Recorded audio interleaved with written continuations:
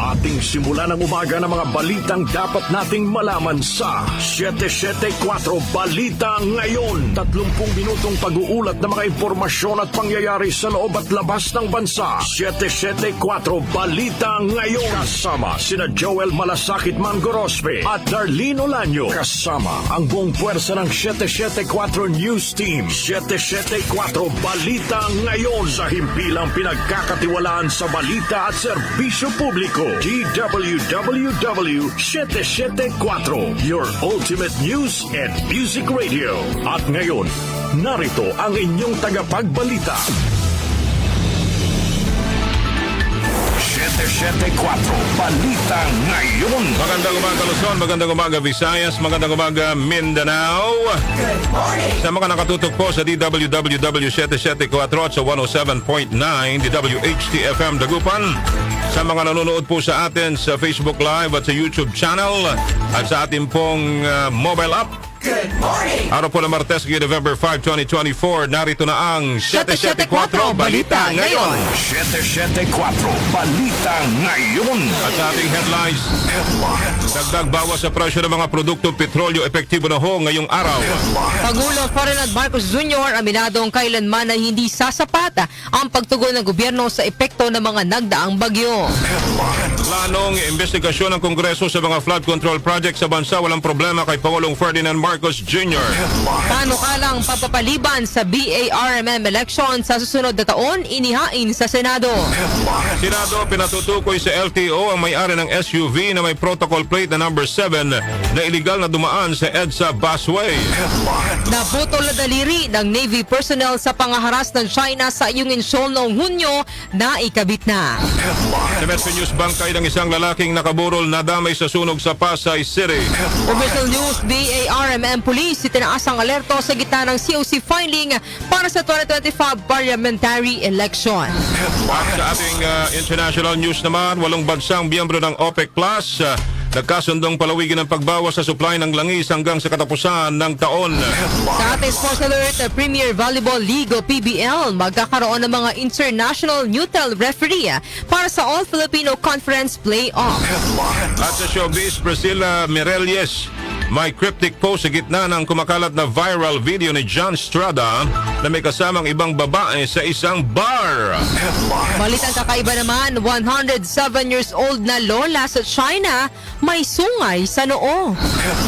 Alas 6:46 sa umaga, kami ho ang inyong mga tagapagbalita. Ko po ang inyong Joel Malasakit Mangorospe. At ako naman po si Darlene Olanyo. At sa detalye ng mga naglalagab live, ang totoong mga balita. 774 Balita Ngayon. Epektibo na ho kaninang alas 6 ng umaga ang dalawang o dagdag bawas sa presyo ng mga produktong petrolyo. Sa abiso po ng kumpanya ng langis, nakasaad na tumaas ng 75 centavos ang presyo ng kada litro ng diesel at 50 centavos naman ang aumento sa kerosene. May rollback naman na 10 centavos sa presyo ng kada litro ng gasolina. Ayon po sa Department of Energy, ang oil price adjustment ay bunso ng pagtaas ng fuel demand sa Amerika at na nagpapatuloy na tensyon sa gitnang silangan. 774 Balita Ngayon. Hindi kontento si Pangulong Ferdinand Marcos Jr. sa mga ginagawang hakbang ng mga ahensya ng pamahalaan laban sa epekto ng mga bagyo. Ayon sa Pangulo, kailanman na hindi magiging sapat ang pagtugon ng pamahalaan sa pinsalang dala ng kalamidad sa buhay, ari-arian at kapaligiran. Mabigataan niya para sa kanya kahit isang buhay lamang ang mawala at may tuturing pa rin itong malaking trahedya. I'll tell you the truth. It's never enough. It's never enough. I wish we could do more. We're doing everything that we can. But, you know, when you lose a life, you lose a life. What can you do? It's a terrible tragedy. Matatanda ang nakapagtala ang pamahalaan ng 150 na nasawi sa iba't ibang bahagi ng bansa sa nagdaang bagyong Christine at Leon. Dahil dito tiniyak ni Pangulo Marcos sa magsisikap ang gobyerno na gawin ang lahat ng makakaya para tumugon sa epekto ng kalamidad. 774 Balita Ngayon. Walang nakikita problema si Pangulong Ferdinand Marcos Jr. kung nais busisiin ng mga mambabatas ang mga flood control project sa bansa. Ayon sa Pangulo, may mga nababasa siyang ulat na hinahanap ang flood control projects ng gobyerno. Inihayag po ng Pangulo na may mga proyekto naman talagang ipinatutupad ang gobyerno ngunit hindi lang kinaya ng mga ito ang dami ng ulan na ibinuhos ng mga nagdaang bagyo. Sinabi pa ng Pangulo na kung iimbestigahan ng Kongreso ang flood control projects ay dapat ding tignan ng siyensya at ang mga nangyayari sa iba pang bansa. Malaking bahagi anya ng nararanasang malawakang pagbaha sa mundo ang resulta ng climate change. Wala akong problem. But also they have to realize there are two sides to this. Sinasabi yung flood control, talagang na-overwhelm ang flood control natin. May flood control tayo, hindi kaya. Hindi talaga kaya dahil sa buong kasaysayan ng Pilipinas, wala pang ganito. Ngayon lang natin haharapin ito. Kaya dapat maunawaan talaga ng tao. Hindi lamang yung budget ko, hindi kung ano yung science. What's the science? Follow the science. See what's happening. Tignan ninyo, hindi lamang dito. Nakita niyo ba yung nangyari sa Espanya? Nakita niyo ba yung mga nangyayari sa iba't ibang lugar? Sa States, yung mga nangyayari. Ganyan din. Kundi sa mga lugar na yun, ngayon lang nangyari yan. Totoo naman yung sinasabi niya. Nakita naman natin yung sa Spain, di ba? Yung baha Correct. doon. Tsaka yung Mount Fuji part niya. Oo, For the walang- first time in 100-something years, Correct. na wala ng snow. Di ba? So, well, probably. Sa climate change May talaga. ano rin sa climate change. Ayan po ang tinig ni Pangulong Ferdinand Marcos Jr. 774 Balita Ngayon. Nasa 60 billion pesos na presidential assistance ang ipinagkaloob ng pamalaan sa 6 na munisipalidad ng Batangas sa lubang naapektuhan ng Bagyong Cristina. Sa naturang halagatig 10 billion pesos ang natanggap ng Laurel, Talisay, Agoncillo, Cuenca, Lemery at Balete. Nasa 10,000 pesos naman ang ipinagkaloob para sa mga piling magsasaka at mangingisda sa Agoncillo, Laurel at Talisay. Ayon kay Pangulong Ferdinand Marcos Jr., umaasa ang pamalaan na makatutulong ang ayuda sa muling pagbangon ng mga komunidad sa Batangas sa pinsalang idinulot ng bagyo. 774 Balita Ngayon. 10 minuto bago mag-alas 7 ng umaga, naghain po si Senate President Francis Escudero ng panukalang batas tungkol sa pagpapaliban ng parliamentary election sa Bangsamoro Autonomous Region in Muslim Mindanao o BARM sa 2025. Ayon kay Escudero, ang panukala ay mula sa hiling ng Palasyo bunsod ng mga pagbabago sa rehiyon, kabilang ng desisyon ng Korte Suprema na hindi na isama sa BARM ang lalawigan ng Sulu. Paglilinaw ni Escudero, walang babaguhin sa BARM law kundi tanging pagpapaliban lamang sa halalan ang nilalaman ng kanyang panukalang batas. Batay sa panukala ni Escudero, 1 taon lamang ipagpapaliban ng BARM elections na iurong sa May 11, 2026 upang maamyendahan ang mga dapat na amyendahan. Magkagayon man, inihayag ng senador na pag-aaralan pa ang panukal at kukonsultahin ang mga stakeholder. 774 Balita Ngayon. Pinatutukoy na ni Senate President Francis Escudero sa Land Transportation Office o LTO ang may-ari ng SUV na may protocol plate number 7 na dumaan sa EDSA busway. Mabatid na ang protocol plate number 7 ay maaari lamang gamitin ng mga senador. Ayon kay Escudero, hindi katanggap-tanggap ang naging aksyon ng driver at ng mga sakay nito. Nananawagan naman si Escudero sa kanyang mga kapwa-senador na lumantad na kung isa sa kanila ang may-ari ng sasakyan at atasan ang nagmamaneho nito na harapin ang resulta ng kanyang naging aksyon. Linggo ng gabi nang maharang ng Special Action and Intelligence Committee for Transportation ng Department of Transportation ng isang SUV na may number 7 na plaka na dumaan sa EDSA busway kung saan sa halip na tumingil ay tinakasan ng driver ang mga otoridad at nag-dirty finger pa ang isa sa mga sakay nito. 774 Balita Ngayon. Di ba naglalagab live na balita na ikabit na po ang daliri ng isang Philippine Navy personnel na naging biktima ng pangaharas ng China sa ikinasang resupply mission sa Ayungin Shoal noong June 17. Ayon kay Armed Forces of the Philippines Chief of Staff General Romeo Browner Jr., sa tulong ng mga doktor at iba pang partners ay na-restore na at gumagana na ng maayos ang hinlalaki ni Seaman First Class Underwater Operator Jeffrey Facundo. Mababatid na sa isinagawang resupply mission ng June 17 ay sinira ng mga Chinese Coast Guard personnel ang rigid hull inflatable boat ng AFP gamit ang patalim. Samantala muli namang nanindigan ng AFP sa kanilang demand na pagbayarin ng 60 million pesos na danyo sa China para sa mga nasirang gamit sa panghaharas ng China Coast Guard sa barko ng Pilipinas. Bukod sa rigid hull inflatable boat, nasira rin ang communication at navigational equipment ng barko ng Pilipinas at maging personal na cellphone ng mga Navy personnel. Hinihimog din po ng AFP ang China na isoli sa Pilipinas ang kinuha ng mga CCG na 7 baril mula sa mga Pilipinong sundalo. 774 Balita Ngayon. Formal lang nagsimula ang joint exercise ng Armed Forces of the Philippines o AFP na dagat, langit at lupa o dagitpa. Ayon kay AFP Chief of Staff General Romeo Browner, layo ng AJEX dagitpa na palakasin pa ang kakayahan at kasanayan ng major service units ng AFP, partikular na ang Army, Navy, Marines at Air Force, maging ang kanilang Special Operation Forces. Kalahok dito ang mga aktibo at reserve forces mula sa Army, Air Force, Navy at Marines. Inihayag pa ni Browner na bukod sa pagpapalakas na kakayahan at kasanayan sa pakikipagdigma, nakatutok din sila sa cyber warfare, lalo't dito anyay aktibo ang China, partikular na sa usapin ng West Philippine Sea. Tiniyak naman ng opisyal na hindi makakaapekto sa humanitarian assistance at disaster relief of efforts ng AJEC dagitpa dahil may mga unit ng AFP na nakatutok dito. 774 Balita Ngayon. Samantala po, may jurisdiction pa rin ang International Criminal Court o ICC sa mga krimeng nagawa sa Pilipinas bago ito kumala sa Rome Statute noong 2018. Ito ang binigyang linaw ni former Integrated Bar of the Philippines o IBP President Attorney Egon Cayosa sa gitna ho ng paninindigan ng Malacanang na hindi makikipagtulungan ng gobyerno sa ICC dahil wala itong jurisdiction sa bansa.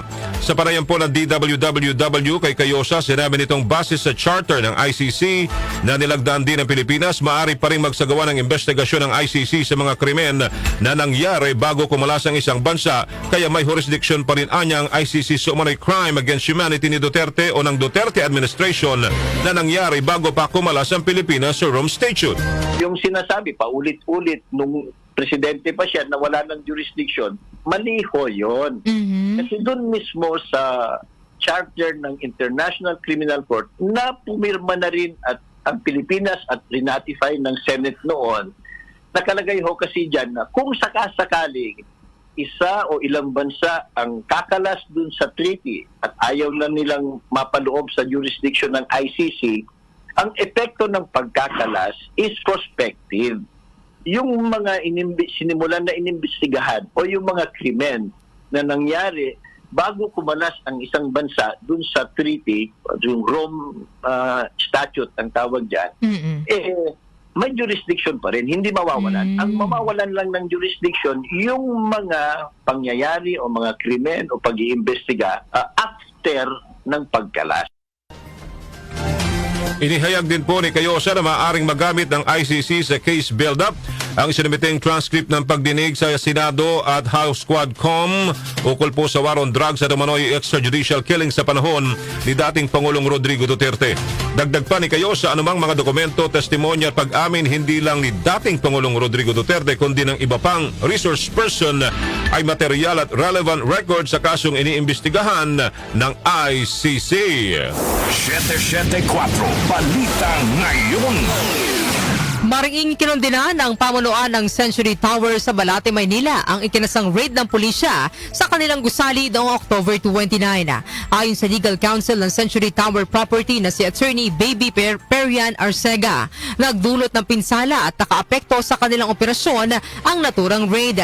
Inihayag pa ni Arcega na target ng isinagawang raid ng Philippine National Police, Anti-Cybercrime Group o PNP-ACG at National Capital Region Police Office o NCRPO ang Vertex Technology Corporation na hinihinalang scam hub, ngunit isang taon na anya itong wala sa gusali. Sinabi pa ni Arcega na dinisable rin ng mga otoridad ang CCTV at nagsagawa ng illegal na pag-aresto sa naturang operasyon. Iginit din ni Arcega na nakalagay sa search warrant na 23rd floor lang ng gusali ang maaaring halugugin ng mga otoridad, ngunit umabot anya mga ito hanggang sa 32nd floor. Hanggang ngayon anya ay may presensya pa na ang mga pulis sa gusali na nagdudulot na ng pangamba sa kanilang mga tenant. Kaugnay nito, inihayag ni Arcega na lumapit na sila sa National Police Commission o NAPOLCOM at DILG para idulog ang naging problema sa naturang raid at nagpadala na rin sila ng sulat sa Branch 40 ng Manila Regional Trial Court na nag-issue ng search warrant upang ireklamo ang naging operasyon ng mga otoridad. 774 Balita Ngayon.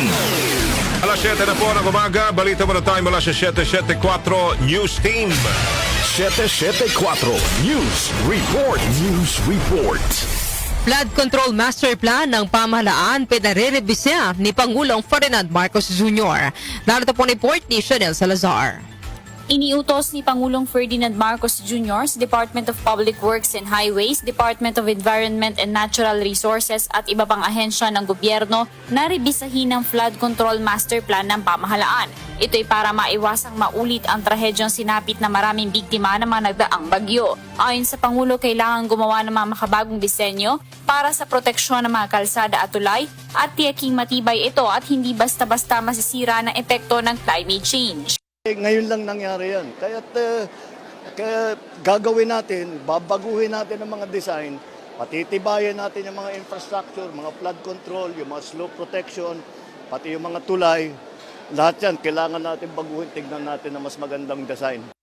Bukod dito, mainam din anyang gawing standard operating procedure ang dahan-dahang pagpapalabas ng tubig mula sa mga dam kahit walang bagyo. Agad ring pinaayos ng Pangulo sa DPWH ang nawasak na Bayuyungan Bridge at gumawa ng spillway habang inaayos ang tulay para may madaanan ng mga tao at mga kalakal. Ako si Chanel Salazar ng DWWW 774, your ultimate music radio. Maraming salamat, Chanel Salazar. 774 News Report. News Report. Senado hindi magdadalawang isip na magbigay sa ICC ng kopya ng transcript ng drug war probe. Narito naman ang balita hatid ni Conde Bata. Conde. Handa ang mataas na kapulungan ng Kongreso na ibigay ang transcript ng pagdinig ng Senado tungkol sa war on drugs ng dating Duterte administration.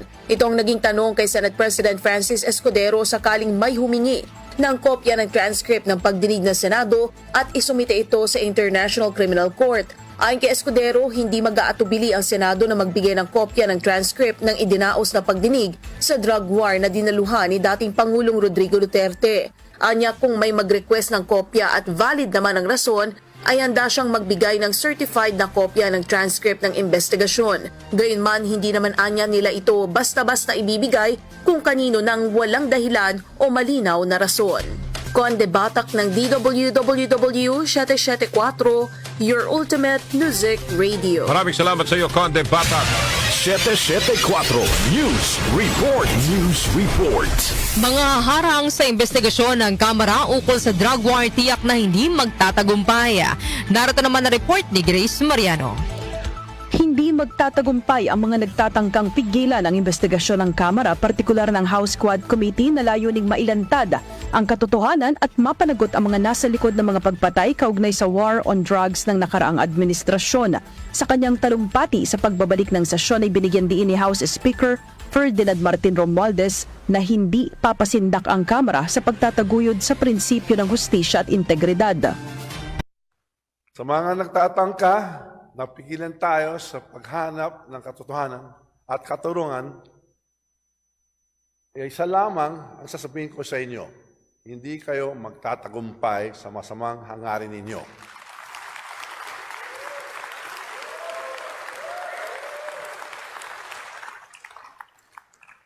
In this house of the people, we are on the right side of history. And make no mistake, no matter the challenges, no matter the opposition, we will stand our ground. We will not yield to intimidation or pressure. We will not be swayed by the attacks hurled against us. Inaasahan ni Romualdez na lalo pang titindi ang pag-atake sa Kamara bilang institusyon ngayong nakikita na ang liwanag at nalalantad na ang katotohanan, lalo na ang hinggil sa mga nangyaring extrajudicial killings sa ilalim ng drug war. Git ni Romualdez, wala silang ibang motibo kundi para sa mamamayan, katotohanan at pag-iral ng batas, kaya sila ay nasa tamang panig ng kasaysayan.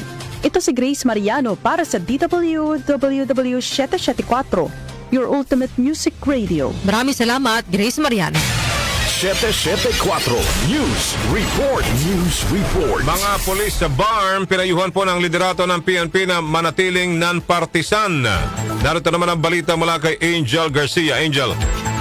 Muling ipinaalala ng Philippine National Police ang pagiging non-partisan at apolitical ng mga pulis sa Bangsamoro Autonomous Region in Muslim Mindanao o BARMM. Ito ay kasunod ng pagsisimula ng paghahain ng Certificate of Candidacy kahapon para sa kauna-unahang BARM Parliamentary Election sa darating na May 2025. Ayon kay PNP, PIO Chief Police Brigadier General Jean Fajardo, mahigit sa 1,000 mga pulis mula sa nabanggit na rehiyon ang nakadeploy sa iba't ibang COMELEC offices. Ipinag-utos din sa mga pulis na maging alerto at maging mapagmatyag. Umaasa din ang pambansang pulisya na sa tulong ng mga kandidato ay mapapanatili ang kapayapaan at kaayusan sa BARM. Sa ngayon, wala pa namang namomonitor na banta sa seguridad ng pambansang pulisya sa paghahain ng COC sa naturang rehiyon.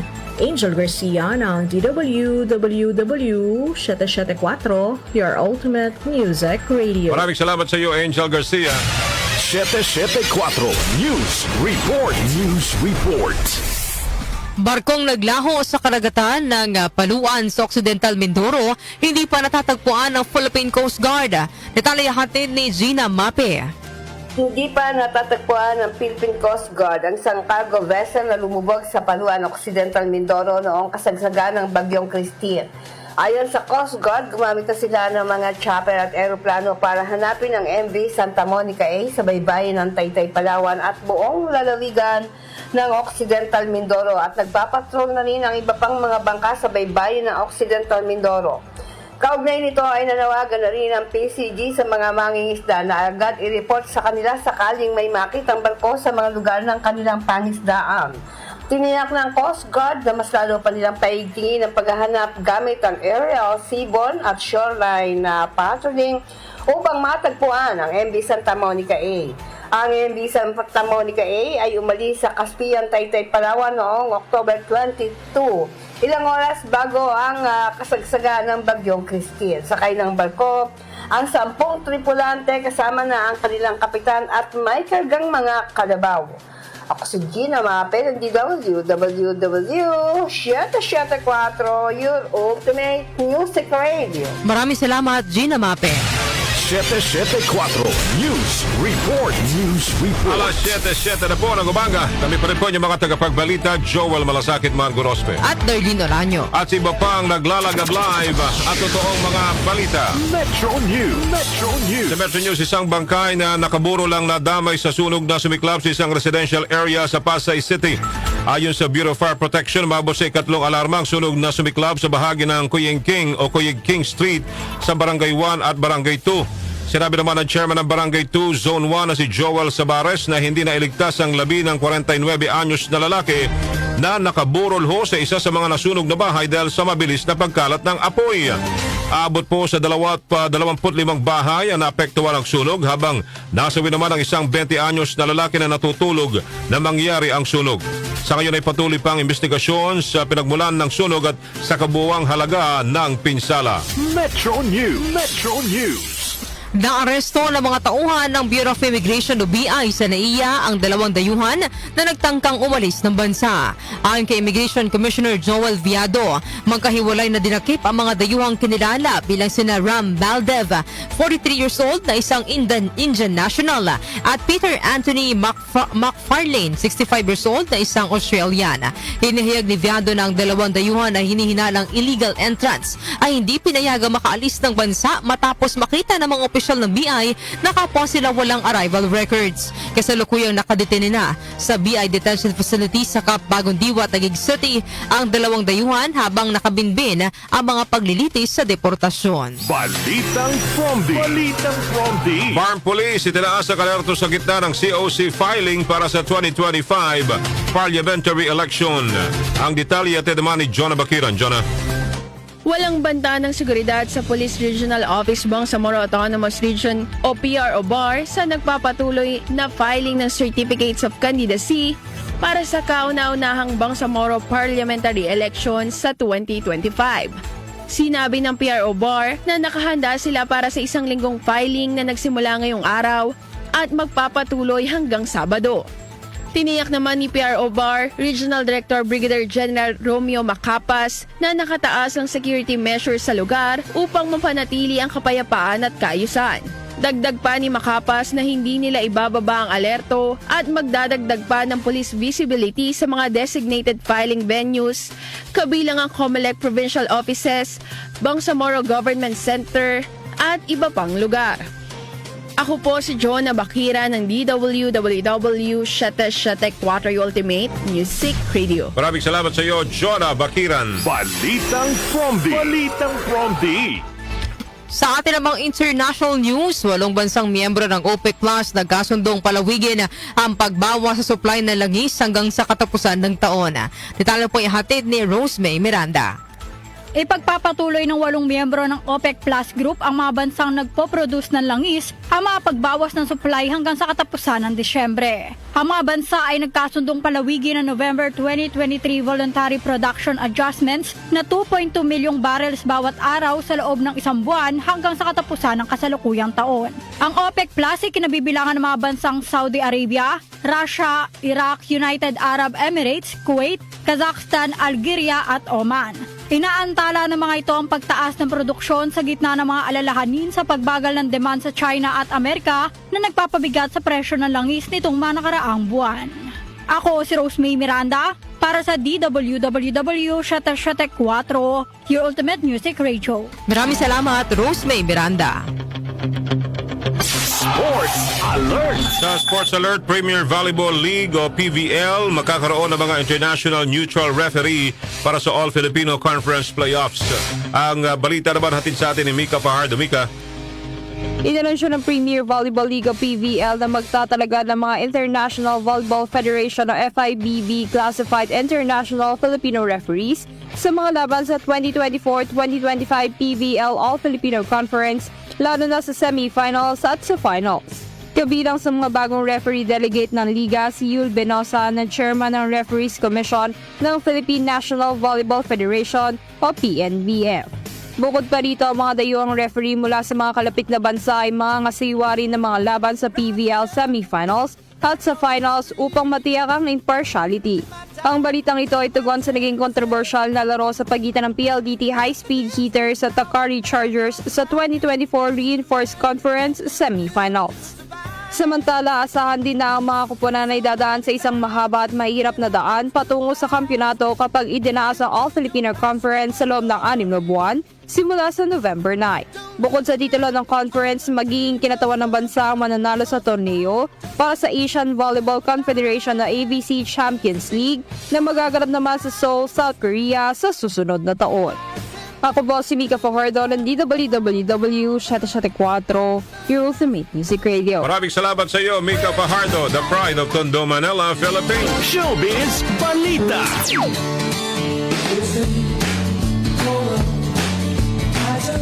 Sa atin namang showbiz balita, Priscilla Mayreles may cryptic post sa gitna ng kumakalat na viral video ni John Estrada na may kasamang ibang babae sa isang bar. Showbizika ay hatid po sa atin ng Beshi ng Bayan, Kenny Gacosta. Happy as sa Tuesday morning mga Beshi. Narito na ang mga latest chika sa mundo ng mga marites. Mga Beshi, may cryptic post sa kanyang Instagram story nitong November 3 ang dating beauty queen na si Priscilla Mayreles sa gitna ng bagong kontrobersiya sa aktor at estranged husband niya na si John Estrada. Nakasaad sa pinag-usapang post ni Priscilla ang mga katagang, "When someone makes you an option, make them a memory." Ang post ng beauty queen ay iniugnay ng ilang netizens sa viral video ni John na kuha sa isang bar kasama ang isang mystery woman kung saan sa isang bahagi ay makikita na nakakbay ito sa babae na tila foreigner habang papalabas ng bar. Sa ibinigay na pahayag ng aktor sa isang entertainment website hinggil sa viral video, sinabi nito na hindi niya kailangang magpaliwanag pa kaugnay rito. Gayaan niya ng normal na tao, may karapatan siyang makipagkaibigan sa mga taong nais niyang kaibiganin, mapalalaki man ito o babae. At ang pagkakaiba lamang anya ay isa siyang public figure, kaya napag-uusapan ang mga larawang lumalabas tungkol sa kanya. Samantala, pinuri naman ng mga netizen ang ipinapakitang katatagan ni Priscilla Mayreles sa gitna ng pagsubok sa kanyang buhay may asawa. Samantala, hinihikayat naman ng Miss Universe Philippines Organization o MUPH ang mga Pilipino na muling ipakita ang bayanihan spirit para sa pambato ng bansa sa Miss Universe 2024 na si Chelsea Manalo. Sa social media pages ng MUPH, hinimok ang mga Pinoy na iparamdam din kay Chelsea ang suporta gaya ng ipinakita kay Michelle D sa laban nito noong isang taon sa Miss U na nagresulta sa pagkakapili dito bilang isa sa mga gold finalists sa Voice for Change. Ngayong taon, advokasya ni Chelsea sa Voice for Change ang pagsusulong ng mga karapatan at pagpapabuti pa ng buhay ng mga anak ng mga overseas Filipino workers o OFW. Nagsimula na nitong linggo ang botohan at maaring ipakita ng taong bayan ang kanilang suporta kay Chelsea sa pamamagitan ng pagboto rito sa Voice for Change website. Ang Coronation Night ng Miss Universe 2024 competition ay gaganapin sa Arena CDMX sa Mexico City, Mexico sa November 17 oras dito sa Pilipinas, kung saan tatangkain ni Chelsea Manalo na masungkit ang ikalimang korona ng bansa sa Miss Universe na una nang nakamit ni Gloria Diaz noong 1969, Margie Moran noong 1973, Pia Wurtzbach noong 2015 at huli noong 2018 sa katauhan ni Catriona Gray. At yan, hatid ko sa inyong mga showbiz chika, kumanyang showbiz reporter Kenny Gacosta. Happy Assemblazad Tuesday morning, everyone! Maraming salamat, Kenny Gacosta. Tinitignan ko si Chelsea, may laban. Oo, di ba ang ganda ng beauty niya, ng skin tone ni Chelsea. Yeah. Maraming may gustong ganyan na skin tone, ha?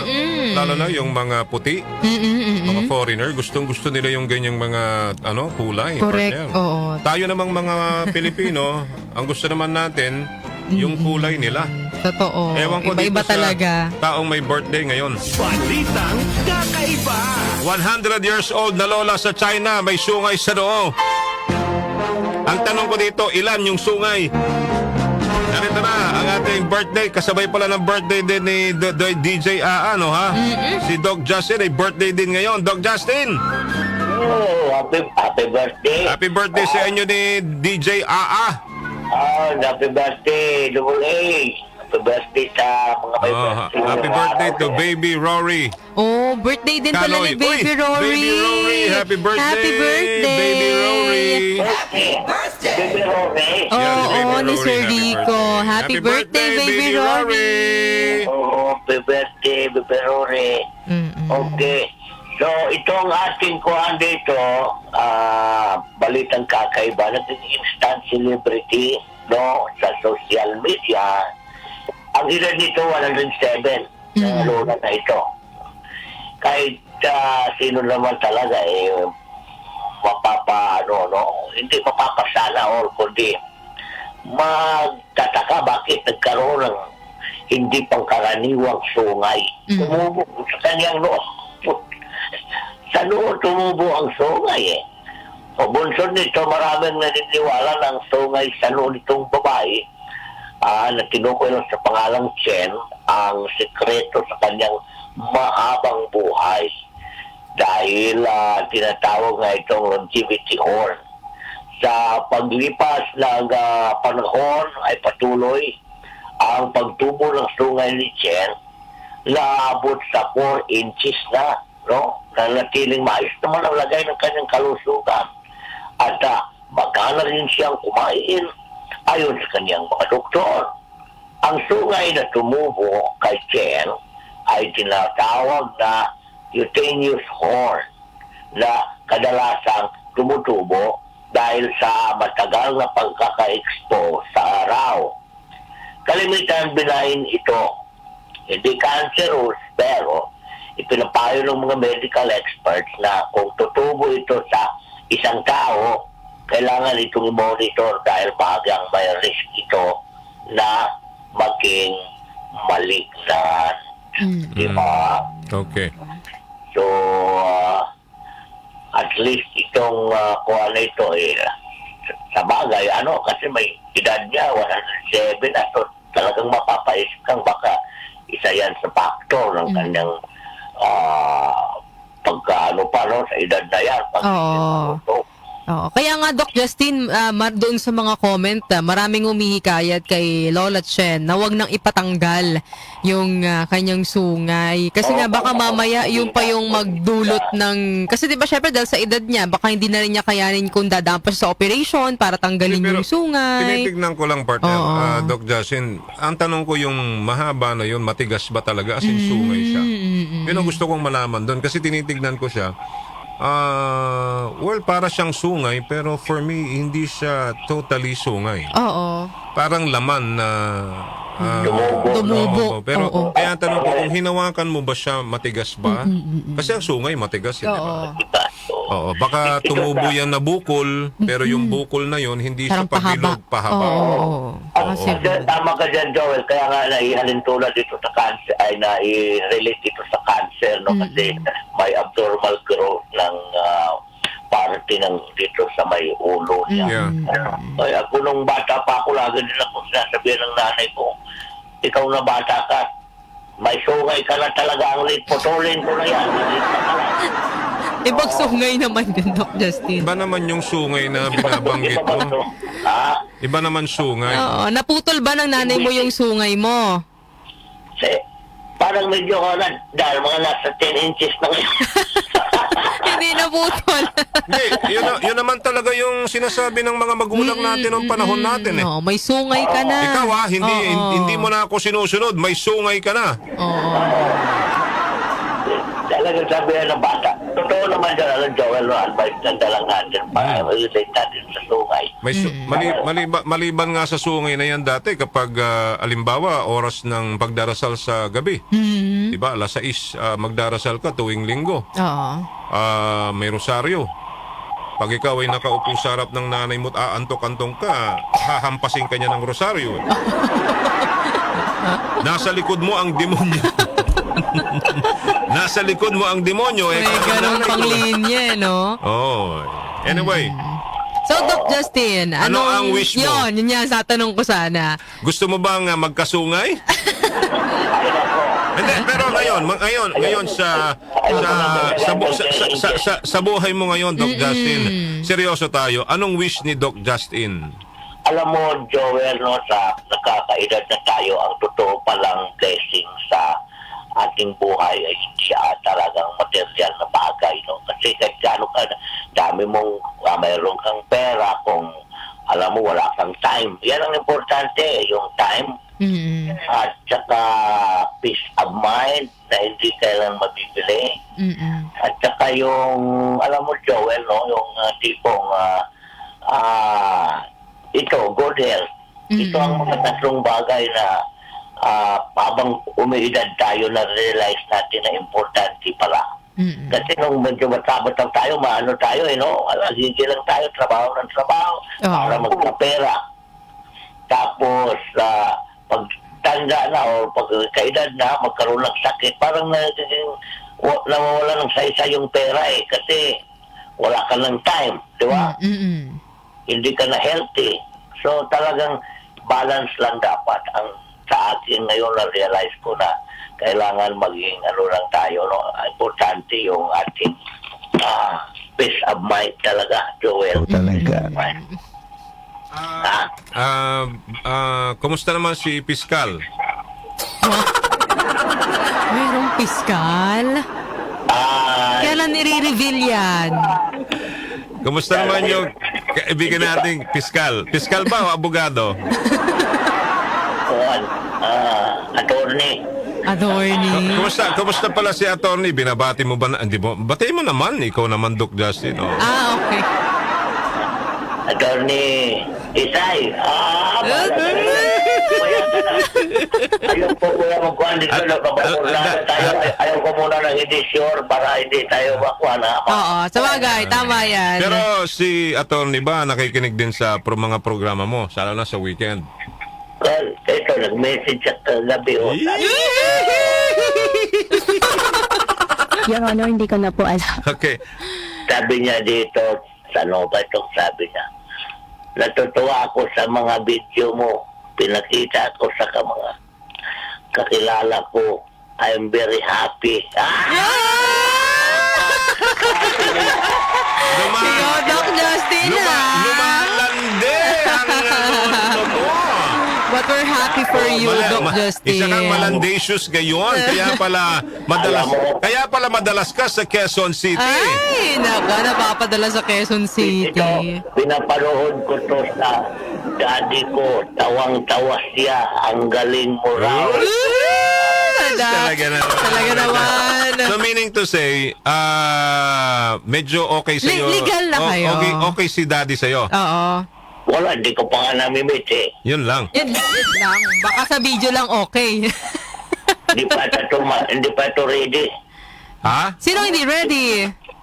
Ito siguro kasi, enjoy life daw mo. Enjoy life. Para nabastig na agad ako dali kaya sinasabi ko kaya ko sa iyo unang magkwento eh. Ay, nako. Sige na, basta para sa amin dito, happy birthday. Salamat. Darating ka ba ngayon? Anong darating ako nandito? Sorry, sige po, sorry.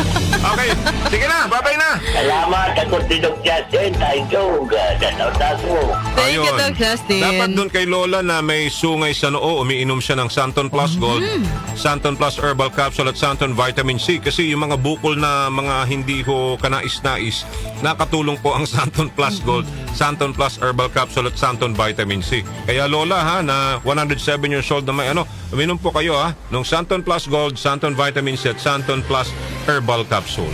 At yan po ang kabuuan ng ating balitanging araw na ito na Martes, November 5, 2024. Kami ho ang inyong mga naging tagapagbalita. Darlene Olanyo. Ako naman, Joel Malasakit Man Gorospe. At ito po ang 774 Balita Ngayon. 774 Balita Ngayon.